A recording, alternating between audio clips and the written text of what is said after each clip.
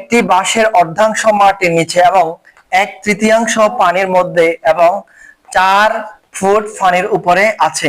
বাঁশটির দৈর্ঘ্য কত ফুট? ঠিক আগের অঙ্কটার মতোই, ঠিক আছে। এই একটা বাঁশ, এটার অর্ধেক আছে মাটির নিচে, অর্ধেক মানে 2/1 ভাগ, 2/1 ভাগ, ঠিক আছে। তারপর বলছে 1/3 মানে 3/1 ভাগ কোথায় আছে? পানিতে আছে।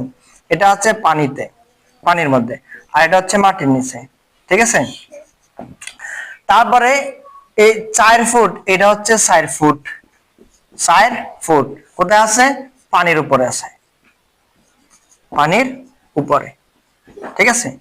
তাহলে ঠিক আগেরটা মতো এখানে পানির মধ্যে আছে কত?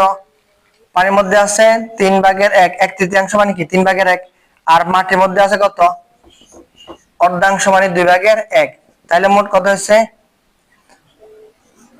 3 × 6, যোগ করি 3 × 6, তাহলে 2 + 3, 6/5 এই 6/5 হচ্ছে কোথায়? এই পানিতে এবং মাটিতে, এতটুকু 6/5। আচ্ছা, 6 ভাগের মধ্যে যদি 5 ভাগ এখানে থাকে, তাহলে পানির উপরে কতটুকু আছে?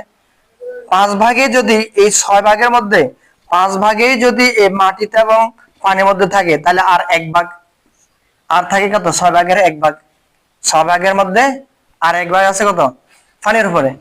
এই 1 ভাগের দৈর্ঘ্য কয় ফুট বলছে? 4 ফুট। 1 ভাগের দৈর্ঘ্য কয় ফুট বলছে? 4 ফুট। তাহলে সম্পূর্ণ বাঁশটি কত ভাগ? 6 ভাগ।